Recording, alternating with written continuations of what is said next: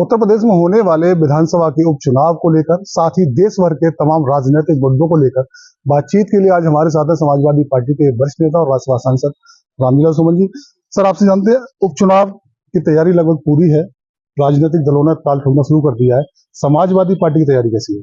देखिए, ताल ठोकना एक अलग सवाल है। समाजवादी पार्टी के लोग भी और समाजवादी पार्टी के राष्ट्रीय अध्यक्ष श्री अखिलेश यादव उन स्थानों पर संपर्क कर रहे हैं, वहाँ के कार्यकर्ताओं और नेताओं को बुला करके वस्तु स्थिति की जानकारी कर रहे हैं और विशुद्ध वैज्ञानिक तरीके से इन उपचुनावों में कामयाबी हम कैसे हासिल करें, इसका प्रयास किया जा रहा है। लेकिन एक बात बहुत मोटी है और वो ये है कि अभी फिलहाल लोकसभा के चुनाव हुए, उससे इतर कोई ऐसा नया मुद्दा भी डेवलप नहीं हुआ है जिसकी वजह से बीजेपी को उसका लाभ मिल जाए। अभी हाल में ये बांग्लादेश में हुआ और जिस तरह की घटनाएं घटी, उत्तर प्रदेश के मुख्यमंत्री यहाँ आए थे, उन्होंने फिर समाज को बांटने की साजिश की। लोकसभा के चुनाव में भी बराबर ही नफरत का माहौल बनाते रहे, हिंदू मुस्लिम करते रहे। लेकिन हमारा अपना मानना है कि जनता इन सब चीजों से तंग आ चुकी है। लोग कुछ पॉजिटिव देखना चाहते हैं, सकारात्मक देखना चाहते हैं। वो ये चाहते हैं कि उनकी जिंदगी में कुछ बदलाव हुआ कि नहीं हुआ, उनकी रोजमर्रा की जिंदगी में जो परेशानियां हैं उनसे निजात मिली कि नहीं मिली। और मैं समझता हूँ उसके खिलाफ ही वातावरण है उत्तर प्रदेश में, और उत्तर प्रदेश के इन उपचुनाव में समाजवादी पार्टी को अच्छी शानदार सफलता मिलेगी। दरअसल अभी हाल ही में लोकसभा चुनाव संपन्न हुए हैं, उसमें समाजवादी पार्टी को एक अच्छी बढ़त मिली थी, जो गठबंधन था उसको बढ़त मिली थी। तो क्या जो चुनाव जो होने वाला है, तो उपचुनाव जो होने वाला है उसमें जो गठबंधन है, ये गठबंधन है, वो सक्रिय रूप से उसमें चुनाव में रहेगा? निश्चित रूप से गठबंधन होगा, लेकिन कुल मिलाकर के हम लोगों को ये सोचना चाहिए कि हमारा दृष्टिकोण व्यावहारिक एक नहीं है। जब गठबंधन होता है तो उसका एक आधार होता है, उसकी एक बुनियाद होती है और उसी आधार पर गठबंधन होता है। हम चाहेंगे कांग्रेस पार्टी के जो मित्र हैं वो व्यावहारिक दृष्टिकोण अपनाएं, जिसकी वजह से बहुत आसानी से समझौता हो जाए और हम लोग मिलकर के चुनाव को जी सकते। इसके साथ चुनाव है, बस हरियाणा में चुनाव है, जम्मू कश्मीर में चुनाव है, समाजवादी पार्टी का इन दोनों राज्यों में रुख रहेगा?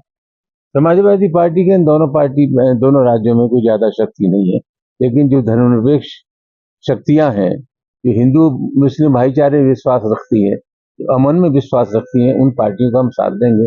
कांग्रेस पार्टी से हमारा गठबंधन है, हम इंडिया गठबंधन के हिस्से हैं और जहां कहीं भी बीजेपी को हराने की कोशिश की सकती है, निश्चित रूप से जरूर हम उसमें अपना योगदान करेंगे। अब सक्रिय राजनीति में रहते हैं, राजनीति में बड़ी बारीकी समझते हैं। जम्मू कश्मीर का चुनाव है, धारा 370 हटने के बाद पहली बार होने जा रहा है, किस नजरिए से आप देखते हैं और किस तरह के वहाँ रुझान आ सकते हैं? निश्चित रूप से रुझान बीजेपी के खिलाफ आएंगे।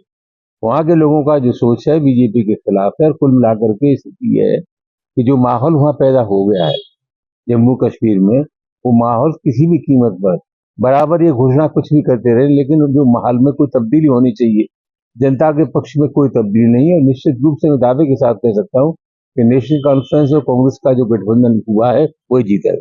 एक सवाल और है, कुछ सीटें ऐसी हैं उत्तर प्रदेश में जिनको वर्चस्व की लड़ाई के रूप में देखा जा रहा है, खासतौर से नाम लेके उनका उच्चारण करके उनको विशेष जोर दिया जा रहा है। भाजपा की ओर से लगातार प्रचार किया जा रहा है, भाषण दिया जा रहा है।